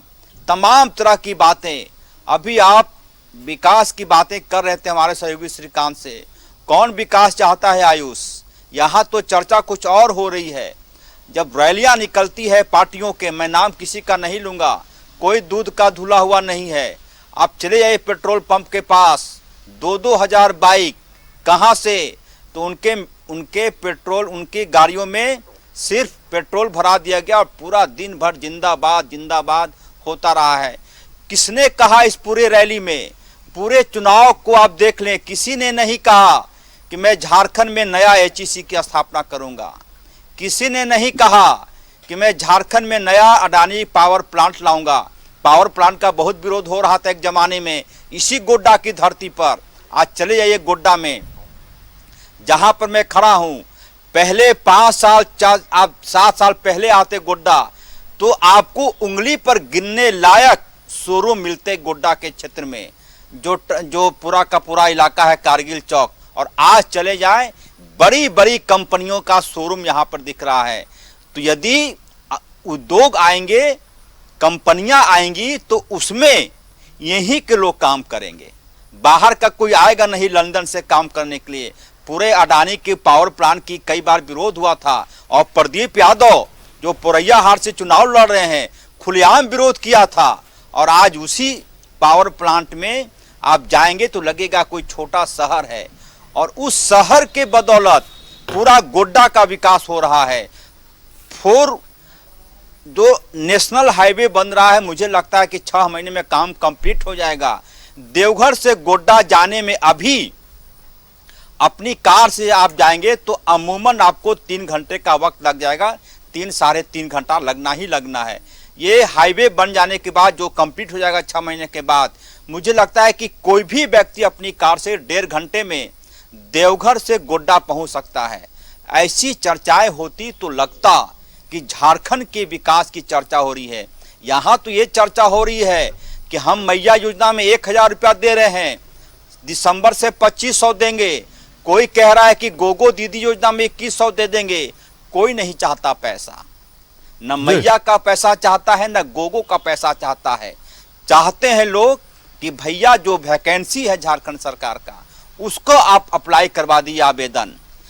भारतीय जनता पार्टी की मैं तारीफ करूंगा, खुलेआम कह रही है कि पहले कैबिनेट में 2,87,000 वैकेंसी का प्रस्ताव पारित होगा। ऐसी बातें झारखंड मुक्ति मोर्चा भी कह सकती थी। और साथ ही सीजीएल परीक्षा की चर्चा होती रही पूरे गोड्डा में, महंगामा में, पोरैया हाट में। ये तमाम तरह की चीज़ें हैं। मुझे लगता है कि चुनाव प्रचार के बाद अब सबको जनता बहुत समझदार है, हमसे आपसे ज़्यादा समझदार है। आप गांव में जाएंगे, आपके मुंह से सवाल निकला नहीं कि आपको इस तरह से समझाएंगे कि आप कन्विंस हो जाएंगे। इन सब के बीच कई क्षेत्रों में ऐसे प्रत्याशी हैं जिनकी अपनी पकड़ है, जिनकी अपनी पहचान है। ऐसे प्रत्याशी पार्टी के बदौलत चुनावी नैया पार करेंगे। और कल रात में गोड्डा के प्रत्याशी अमित मंडल के साथ जो कुछ हुआ, सीधा आरोप संजय यादव पर लग रहा है कि उनके समर्थकों ने उत्पात मचाया। आज गोड्डा से भाजपा के सांसद निशिकांत दुबे ने भी प्रेस कॉन्फ्रेंस किया। ये कैसे कल्पना कर सकते हैं आप कि गोड्डा के प्रत्याशी जो विधायक अमित मंडल, उनके घर पर पुलिस चली गई छापेमारी करने के लिए। क्या मिला, क्या नहीं मिला? मुझे लगता है कि प्रशासन को कहीं ना कहीं से, किसी ना किसी मंच से ये हरी झंडी दी गई है कि आप कार्रवाई करें। रांची की बात करें, सरला बिरला में स्कूल में पब्लिक पुलिस चली गई थी जी। अब इन सबका मतलब समझिए, क्या सरला बिरला यूनिवर्सिटी पैसों का खजाना है? आपको तो ये बोलना चाहिए था पूरे सभा में कि हमारे मंत्री आलमगीर आलम के यहाँ जो पैसा मिला है, अगली बार हम सरकार में आएंगे तो ऐसा किसी भी व्यक्ति को मंत्री नहीं बनाएंगे जो अवैध पैसा कमाता हो। लेकिन किसी की हिम्मत नहीं हुई ऐसा बोलने का। आपको यह बोलना चाहिए कि अब यदि हमारी सरकार बनेगी तो कोई ऐसा सीओ नहीं होगा जो जमीन की दलाली में व्यस्त होगा। आपने नहीं कहा। आपने क्या कहा कि लोकतंत्र को बर्बाद कर रही है भाजपा, संविधान खतरे में है। राहुल गांधी संविधान लेकर घूम रहे थे, उनसे पूछा जा बिल्कुल। देखिए, जिन बातों का आपने जिक्र किया बेहद महत्वपूर्ण, और झारखंड की मौजूदा स्थिति को लेकर ये बातें इसलिए भी महत्वपूर्ण हो जाती हैं क्योंकि देखिए, रोजगार चाहिए, किसी को मुफ्त में पैसा नहीं चाहिए। अगर हर घर के एक सदस्य को नौकरी मिल जाती है या खुद का रोजगार हो जाता है, क्यों मुफ्त में किसी को पैसा चाहिए? कोई 1000 या 2100 रुपए लेके खुश नहीं हो पाता है। कल के दिन की चिंता सभी को रहती है, लेकिन पैसा कहीं और भी है। और यह खबर सामने आ रही है कि कुछ प्रत्याशी जो हैं वो वोट खरीदने की कोशिश कर रहे हैं। इस पर चर्चा करेंगे। मनोज का रुख करते हैं। मनोज, लंबी लंबी गाड़ियां, बड़ी बड़ी गाड़ियां, महंगी गाड़ियां दौड़ रही है गांवों में, इसके मतलब क्या हो सकते हैं? चूंकि हमने कल जो तस्वीरें देखी, अगर लुइस मरांडी की बात कर लें, अगर हम बेरमो से अनूप सिंह की बात कर लें, गाड़ियों का दौड़ना मतलब साफ तौर पर क्या वोट खरीदने की कोशिश गांवों में चल रही है? निश्चित तौर पे गांव के लोग भोले भाले होते हैं और गांव के लोगों को ये ऐसा नहीं है कि जो शहर में स्थिति है वो गांव में है, लेकिन लोग जागरूक हुए जरूर हैं। लेकिन अब पैसा एक ऐसा चीज है कि उसमें कहीं ना कहीं लोगों को लालच आ ही जाता है। और अभी जो बड़ी बड़ी गाड़ियां, आप सही कह रहे हैं कि बड़ी बड़ी गाड़ियां हमने भी देखी है कि अहले सुबह से, अब शाम की बात है, जब हम साहेबगंज से निकल रहे थे राजमहल की ओर और बरहेट विधानसभा क्षेत्र की ओर, जहां मुख्यमंत्री का विधानसभा है, उन इलाकों में देखा कि बड़ी बड़ी गाड़ियां, महंगी महंगी गाड़ियां गांव की तरफ जा रहा है। तो आखिर ये क्यों? क्योंकि अब तो डोर टू डोर कैंपेनिंग का वक्त भी खत्म हो गया है। अब तो लोग सीधे तौर पे बूथ कमेटी का मीटिंग जो होता है वो भी खत्म हो चुका है। अब बूथ पे क्या करना नहीं करना एक दिन पहले तय हो जाता है। अभी रात में अगर गाड़ियां घूम रही है तो निश्चित तौर पे कहीं ना कहीं ये वोटरों को खरीदने के लिए गाड़ियां घूम रही है। अगर मुख्यमंत्री के विधानसभा क्षेत्र की हम बात कर रहे हैं, क्योंकि बरहेट में हमने देखा है कि बरहेट विधानसभा क्षेत्र में 2-3 गांव ऐसा हमके रास्ते में मिला जहां बड़ी बड़ी गाड़ियां लगी हैं, लोग जो है इकट्ठा साइड में गए, सड़क से अलग कहीं दूर में गए। तो कहीं ना कहीं पैसा का लेन देन तो चल ही रहा है, क्योंकि वोट को खरीदना है, वोटरों को लुभाना है और किसी प्रकार से सत्ता मेरे पास रहे, ये इसका ख्याल रखते हुए लोग अब नोटों की बरसात शुरू ग्रामीण क्षेत्रों में कर दिए हैं। लेकिन यहाँ पर न तो प्रशासन दिख रही है और ना ही किसी चुनाव आयोग की तरफ या चुनाव आयोग को इसकी भनक भी लग रही है। लेकिन गाड़ियां घूम जरूर रही हैं और रात भर खेल होगा। आज का रात जो है वो निश्चित तौर पे ये वोटरों को लुभाने का रात है कि कैसे वोटरों को लुभाएं। ज्यादातर लोग तो पैसे से ही लुभाने में लगे हुए हैं, क्योंकि बात का वक्त अब निकल चुका है, मुद्दा का वक्त निकल चुका है। अब सिर्फ पैसे का खेल है और पैसा का खेल जो है वो ग्रामीण क्षेत्रों में धड़ल्ले से हो रहा है। ये सिर्फ ये कि बरहेट ही नहीं, हमने राजमहल की बात कर रहे हैं और साथ साथ जो आसपास के इलाका है तमाम इलाकों निश्चित तौर पर पैसों का खेल हो रहा है, वोट खरीदने की कोशिश हो रही है और हम चाहते हैं कि प्रशासन की ओर से सख्त कार्रवाई हो। नजरें बनाए रखें कौन है ये लोग जो लोकतंत्र को कमजोर करना चाहते हैं, इन्हें सलाखों के पीछे भेजा जाना चाहिए। मनोज, आपका हमारे साथ जुड़ने के लिए और तमाम जानकारी दर्शकों तक पहुंचाने के लिए बहुत बहुत धन्यवाद। संवाददाता अजय लाल गोड्डा से और सुरेंद्र बोकारो से लाइव हमारे साथ बने हुए हैं। कुछ घंटों का इंतजार, फिर दूसरे और आखिरी चरण का मतदान शुरू हो जाएगा। न्यूज़ 11 भारत की टीम भी आपसे लगातार अपील कर रही है, 38 सीटों के मतदाता आप अपने मतदान केंद्र पर पहुंचिए, अपने मताधिकार का प्रयोग कीजिए, लोकतंत्र को मजबूत करने में अपनी भागीदारी निभाइए और अपने लिए एक प्रतिनिधि का चयन कीजिए।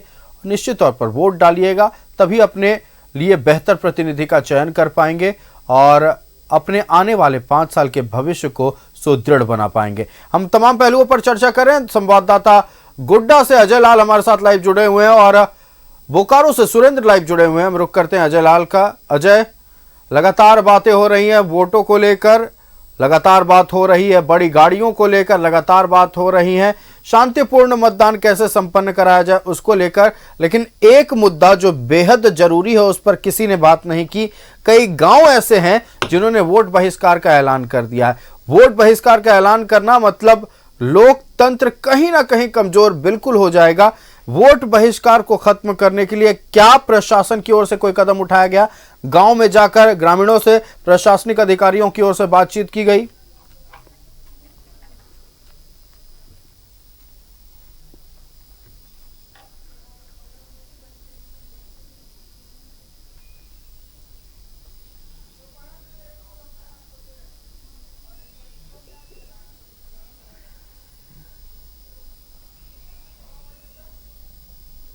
न्यूज़ 11 के पास ऐसी कोई सूचना नहीं है कि जिन गांवों के लोगों ने वोट बहिष्कार का फैसला लिया है वहां प्रशासन ने कोई टीम भेजी हो या फिर कोई पॉलिटिकल पार्टी के लोग जाकर लोगों को समझाया हो।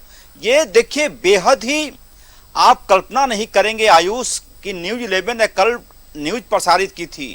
पुरैया हाट का एक गांव है, आप विश्वास नहीं करेंगे 300 परिवार का गांव कुएं का पानी पी रहा है। छोटे छोटे बच्चे बीमार हो गए उस गांव में। जब हमने बातचीत की कल पूरे दिन इस बात की चर्चा होती रही कि भाई पुरैया हाट विधानसभा क्षेत्र, प्रदीप यादव वहां से विधायक है, 25 साल से विधायक है, 5 टर्म के विधायक, गांव में पीने का पानी नहीं। किस पर विश्वास करे जनता? किससे बोलने जाए? किसे आवाज दे? कहां दरवाजा खटखटाए? गांव की जनता तो वोट ही देना जानती है, वोट देती भी है।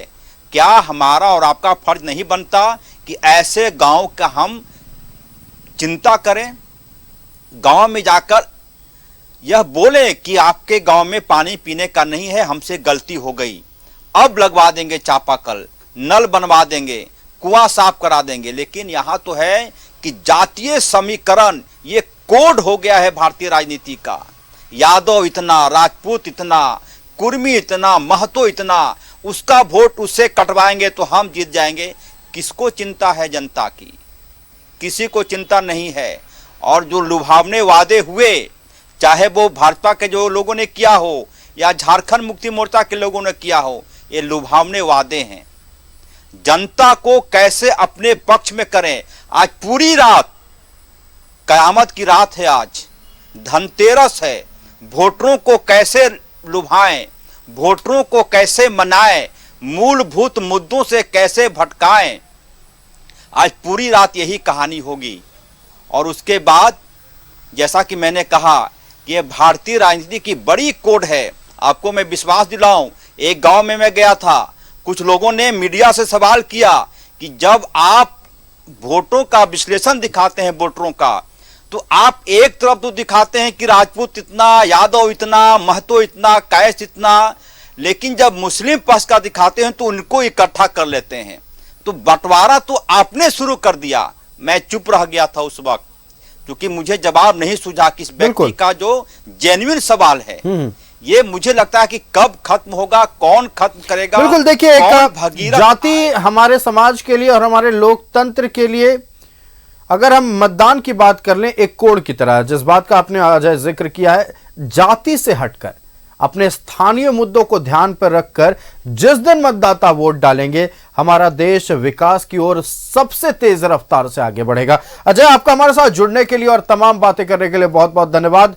हम लगातार बातचीत कर रहे हैं चुनावी तैयारी को लेकर, चूंकि आखिरी रात है और खबरें ये भी आ रही हैं कि लगातार प्रत्याशी गांव में घूम रहे हैं, मतदाताओं को लुभाने की कोशिश कर रहे हैं। अब तक तो वादे किए जा रहे थे, लेकिन अब किसी और चीज का इस्तेमाल किया जा रहा है। चलिए एक बहुचर्चित सीट के बारे में चर्चा करते हैं। जामताड़ा से हमारे संवाददाता मनोज लाइव जुड़े हुए हैं। मनोज, जामताड़ा के जनप्रतिनिधि विधायक डॉक्टर इरफान अंसारी, नाम जितना बड़ा काम भी उतने बड़े उनके, लगातार मीडिया में बने रहते हैं, चर्चा का विषय बने रहते हैं। आज फिर चर्चा का विषय बन गए एक विवादित बयान और उनके बिगड़ते हुए बोल के कारण आज लगातार मीडिया में खबरें प्रसारित हो रही हैं। आज इरफान अंसारी ने यह कह दिया है कि भारतीय जनता पार्टी की महिला कार्यकर्ता आज कपड़े फाड़कर हंगामा करेंगी। ये बात जितना शर्मनाक सुनने में है, उतना ही कह सकते हैं ओछी सोच वाली बात है। और इस तरह की बात क्यों दिमाग में आती है इरफान अंसारी की, ये भी सवाल है।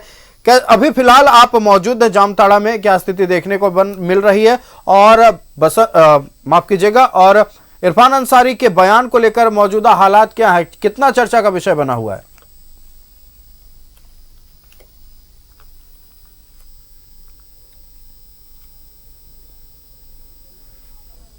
देखिए आयुष, अगर जिस तरह से देखा जाए तो जामताड़ा विधानसभा क्षेत्र में जागरूक यहाँ के मतदाता हैं और सब कुछ दिमाग में रख चुके हैं, वो कहीं भटकने वाले नहीं है। लेकिन इस बीच में अगर देखा जाए तो जिस तरह से इरफान अंसारी ने अपनी बयानों से बोलने से बाज नहीं आते हैं, वही चीज आज फिर सोशल मीडिया में उन्होंने बयान देकर काफी ज्यादा ही लोगों के प्रति अपना छवि खराब करने का कोशिश किया है। लेकिन इससे उनको बचना चाहिए, क्योंकि एक मंत्री है और मंत्री है और यहाँ के 2 बार के विधायक भी हैं, तो कहीं ना कहीं उनको इस चीज से बचना चाहिए। उनको अपने काम के दम पर वोट मांगना चाहिए लोगों से। और जिसके बारे में आप बोल रहे हैं कि भाजपा के जो महिला उनके ऊपर कपड़ा फाड़कर इस तरह के आरोप लगा सकती है, तो वो भी एक वोटर है। इस चीज को मानना चाहिए कि वो भी एक वोटर है। अगर आप काम अपना दिखाएंगे तो जरूर वो भी वोट देने का कोशिश करेंगे। तो कहीं ना कहीं इस चीजों से उनको बचना चाहिए। और ये सब चीजों से देखा जाए तो जामताड़ा में हम घूम रहे थे, कुछ ऐसी बातें चर्चाएं होती रहती है। कुछ ऐसी चीजें हमने आज सुभाष चौक है जामताड़ा का, वहां पर हमने कुछ मुस्लिम समुदाय के लोगों से भी बात किया है, तो उन्होंने साफ तौर से कहा है कि क्षेत्र में जिस तरह से विकास होना चाहिए उस तरह के विकास उस क्षेत्रों में नहीं हुआ है जामताड़ा में। उनका साफ मानना है कि यहाँ पर 2 कम्युनिटियों का बात करके लोग वोट लेने का कोशिश करते हैं। यहाँ पर इस तरह की बातें नहीं होनी चाहिए। ये सब चीजों से बचना चाहिए। दूसरी ओर बीजेपी के प्रत्याशी सीता सोरेन है, जो अभी यहाँ पर नया अपना कदम रखे हैं जामताड़ा में और यहाँ से चुनाव लड़ रहे हैं जामताड़ा से। तो कहीं ना कहीं वो भी कुछ ऐसी बातें कर रही हैं कि जिस तरह से इरफान अंसारी उनके टीम है जो पैसे बांटने का आरोप सीता सोरेन ने लगाई है। ये सब चीजें हालांकि सामने खुलकर नहीं आया है, लेकिन देखना है कि ये सब चीजों से क्या कुछ इफेक्ट पड़ता है, लोगों को नहीं पड़ता है, ये चीज से सोचना चाहिए। दूसरी ओर देखा जाए तो जिस तरह से यहाँ पर अगर विधानसभा का पूरा क्षेत्र है, यहाँ पर विकास का जो भी काम होना चाहिए अभी तक नहीं देखा है लोगों को। इसी के लेकर लोग नाराज भी जरूर है। लोग चाहते हैं कि क्षेत्र में विकास, तमाम तरह की सुविधाएं दे यहाँ के विधायक, और यही प्रयास, यही उम्मीद लेकर कल वो वोट देने भी जाएंगे। तो ये सब चीजें हैं आयुष जो लोगों के जहन में समा चुका है। अब कोई किसी तरह से अगर उनको बरगलाने का कोशिश करेंगे लोग रात में, तो कहीं से भटकने वाले नहीं है, क्योंकि वो अब मन में जहन में रख लिए हैं कि किसको वोट देना है और कौन उनका विधायक होगा। ये सब जनता ने तय कर लिया है। अब देखना है कि कल जो वोटिंग का परसेंटेज है वो जामताड़ा में किस तरह से देखने को मिलेगा। जामताड़ा का जनता की बिल्कुल जागरूक जनता है। हमने सभी जनताओं से बात किया है तो निश्चित तौर पर देखिए, अगर हम बात कर ले जामताड़ा की जनता या पूरे राज्य भर की जनता अब पूरी तरह से जागरूक है। जिस तरह के वोटिंग परसेंटेज हमें फर्स्ट फेज में देखने को मिले थे, खास तौर पर यह पता चल रहा था कि मतदाता जागरूक है, अपने अधिकार को समझते हैं और अपने हक को कैसे पाना है, अपने मताधिकार का इस्तेमाल कर ये भली भांति जानते हैं। बने रहिएगा मनोज। रुक करते हैं सुरेंद्र का। सुरेंद्र बोकारो से लाइव जुड़े हुए हैं। सुरेंद्र, देखिए एक मसला रहा, अगर हम फर्स्ट फेज की बात कर लें तो एक मसला रहा कि शहरी क्षेत्र में कम मतदान हुआ। बोकारो विधानसभा सीट की भी बात कर ले, मूलतः शहरी क्षेत्र के लोग ज्यादा है, मतदाता ज्यादा है। इस बार प्रशासन की ओर से शहरी मतदाताओं को बूथ तक पहुंचाने के लिए, उन्हें आकर्षित करने के लिए क्या कुछ इंतजाम किए गए, क्या कुछ कार्यक्रम चलाए गए?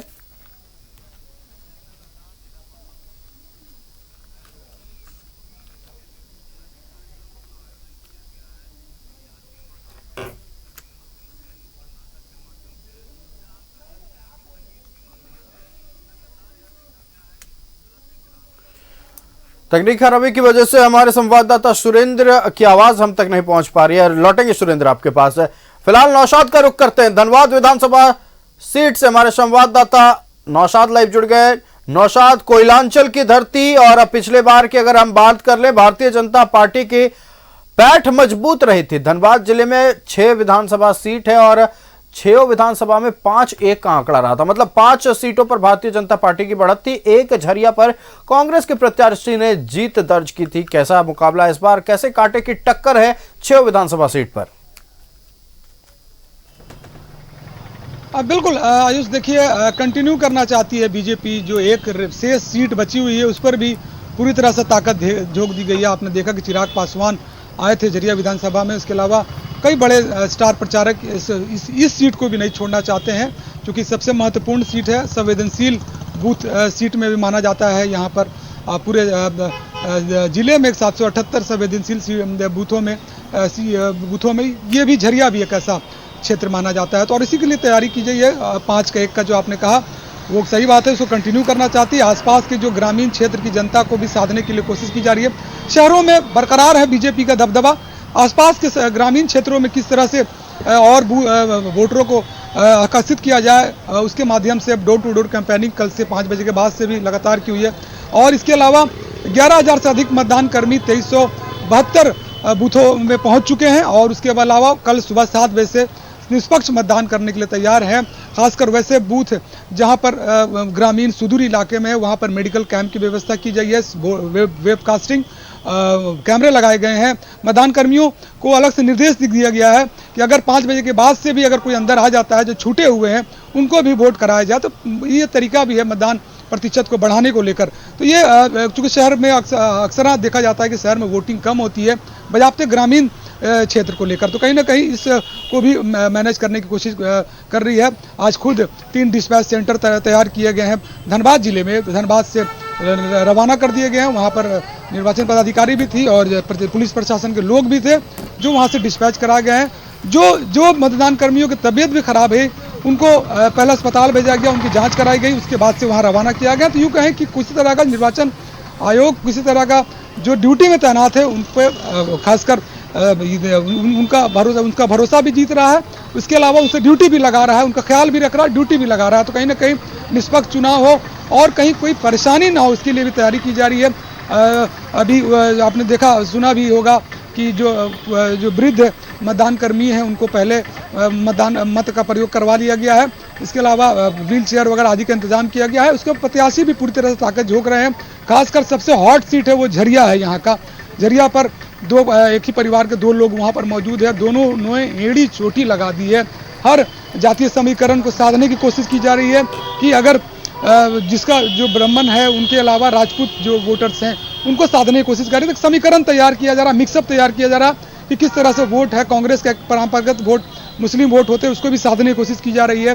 जो बीजेपी की जो उनके अपने कैडर वोट है उनको साधने की कोशिश की जा रही है। जो इंटैक्ट वोटर है उसको फिर से रिन्यूअल किया जा रहा है। तो पूरी तरह से ताकत झोंक दिया है स्थानीय जो जनप्रतिनिधियों ने। और राज सिन्हा भी देख रहे हैं कि लगातार यहाँ पर दबे बने हुए हैं, खासकर धनबाद की सीट में। इस पर भी वो एड़ी चोटी लगा रहे हैं और अपने प्रतिद्वंदी के खिलाफ जो भी है कि उन्हें कहते हैं कि वो बाहर रहते हैं, सिर्फ चुनाव में यहाँ नजर आते हैं, तो वो भी एक तरह का तैयारी की जा रही है। कल करकेन में आपने देखा कि चिराग पासवान आए थे, काफ़ी भीड़ हुई थी वहाँ पर, एक विशेष जाति के लोग वहाँ रहते हैं और वहाँ पर भी साधने की कोशिश की है वोटरों को। तो एक समीकरण पूरी तरह से तैयार हो चुका है, जनता भी मूड बना चुकी है, मुस्कुराती है। जब हम सवाल करते हैं जनता से इस मामले में कि आप कैसा वोट है, कैसा स्थिति है, तो वो मुस्कुरा के जवाब देती है। इसका मतलब जनता भी वहाँ की तैयार है। चेहरे पर जनता की मुस्कान, मतदाताओं की मुस्कान जागरूकता की निशानी है। जागरूक हो गए हैं और नहीं बताना चाहते हैं कि किसे वोट देंगे। जानते हैं भली भांति किन मुद्दों पर वोट देना है, कौन से काम हुए हैं, कौन से काम नहीं हुए हैं। हर पहलू पर चर्चा करेंगे।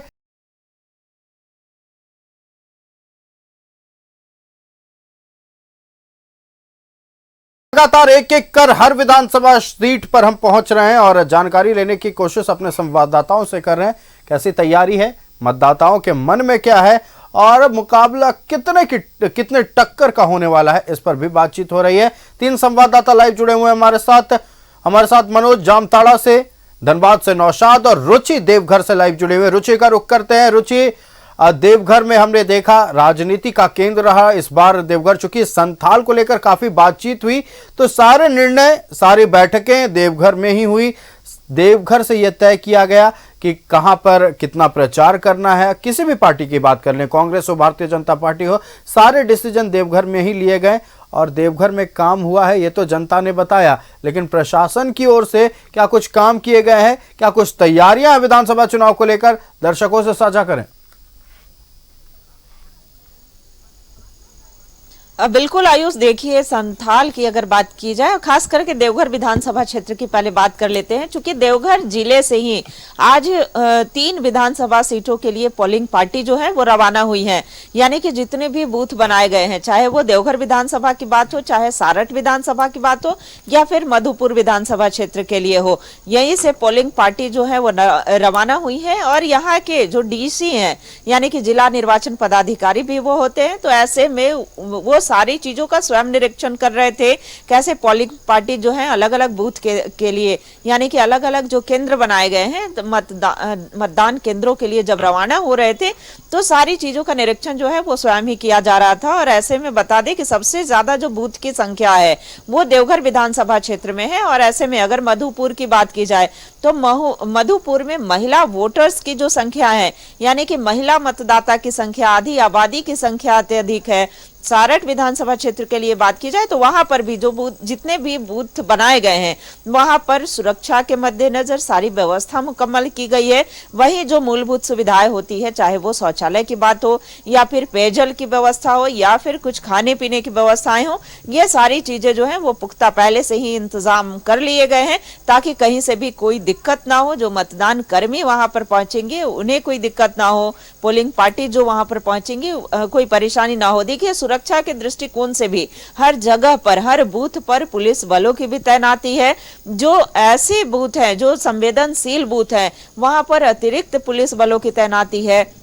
और देखिए, कल सुबह 7 बजे का वो समय होगा, यानी कि महज कुछ घंटे बचे हैं जब लोकतंत्र के इस सबसे बड़े त्योहार में जो मतदाता हैं, यानी कि जो यहाँ की जनता है, चाहे वो चूंकि 38 विधानसभा सीटों के लिए मतदान जो है कल सुबह 7 बजे से शुरू हो जाएगा। लेकिन देवघर विधानसभा की बात करते हैं या फिर सारठ की बात करते हैं या मधुपुर की बात की जाए या फिर जरमुंडी की बात की जाए, तो वहां की जनता काफी उत्साहित दिख रही है और वो बस सुबह के वक्त का इंतजार कर रही है कि पहले मतदान होगा और उसके बाद जलपान होगा। यानी कि जागरूक मतदाता का कर्तव्य जो है वो निभाते हुए देखे जाएंगे, चाहे आम हो या खास हो। सभी लोग कल के दिन का इंतजार कर रहे हैं। देखिए आयुष, ये तो हमने चर्चा की कि कैसे शांतिपूर्ण तरीके से मतदान हो सके। देखिए, आपने कहा कि देवघर ही वो जगह रहा जहां के संथाल की राजनीति फिक्स होती रही। संथाल को कैसे साधा जाए, इसके लिए यहाँ पर रणनीति तैयार हुई थी। और देवघर में ही, चाहे वो इंडी गठबंधन के नेता हो या एनडीए खेमे के नेता हो, वो यहाँ पर उपस्थित रहे थे। कई बड़ी जनसभाएं हुई थी। सभी दिग्गजों ने, तमाम दिग्गजों ने अपनी अपनी ताकत जो है वो झोंकी थी, प्रत्याशी पसीने बहाए थे। लेकिन कल का वो दिन होगा जब ये जनता तय करेगी कि हमें अपना मत किन्हें देना है, हमें अपना समर्थन किन्हें देना है। बिल्कुल, जनता तय करेगी और कुछ ही घंटे का समय बचा हुआ है। मतदाता एक्साइटेड है, बिल्कुल उत्सुकता भरी हुई है मतदाताओं के अंदर, निश्चित तौर पर होनी भी चाहिए। आने वाले 5 साल के भविष्य की बात है। रुचि बने रहिएगा। मनोज का रुख करते हैं। मनोज, जामताड़ा में कहा जाता है कि ये सीट कांग्रेस का गढ़ है और यहां पर हमने देखा कि ताबड़तोड़ सभाएं हुई। सीता सोरेन भी लगातार जनसंपर्क अभियान चलाती नजर आई। कितना रोचक मुकाबला होने वाला है, चंद शब्दों में वक्त की कमी है।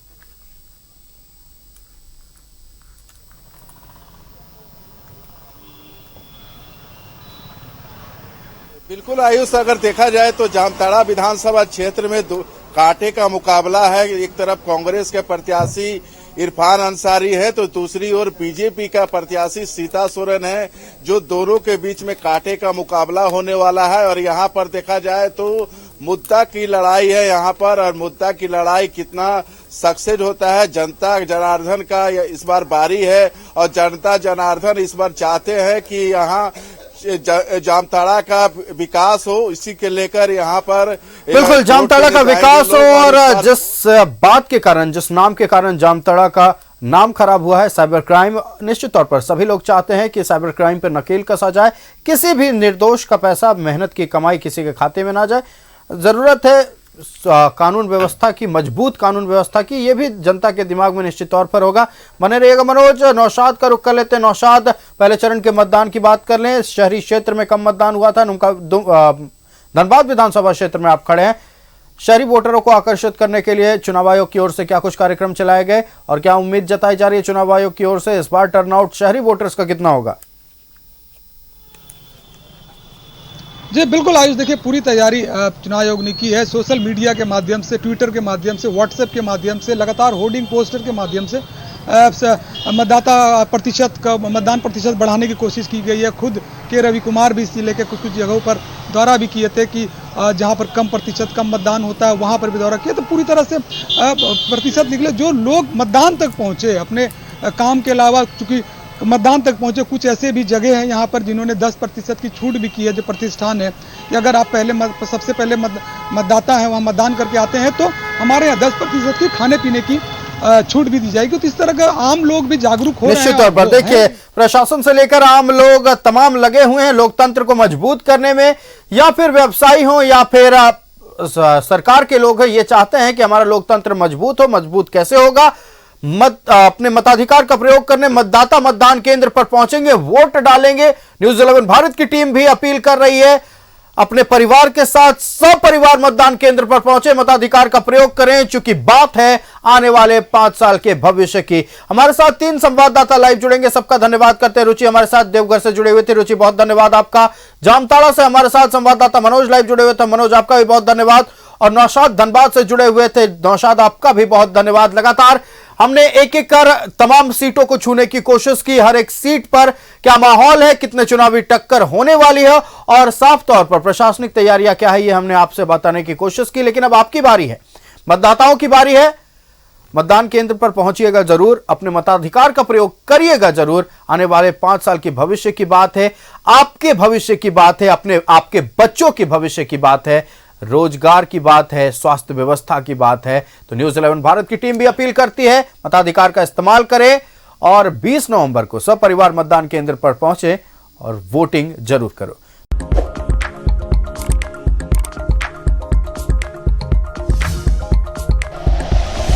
Like and share videos, subscribe करें हमारा चैनल और प्रेस करें बेल आइकॉन। न्यूज़ 11 भारत, सच है तो दिखेगा।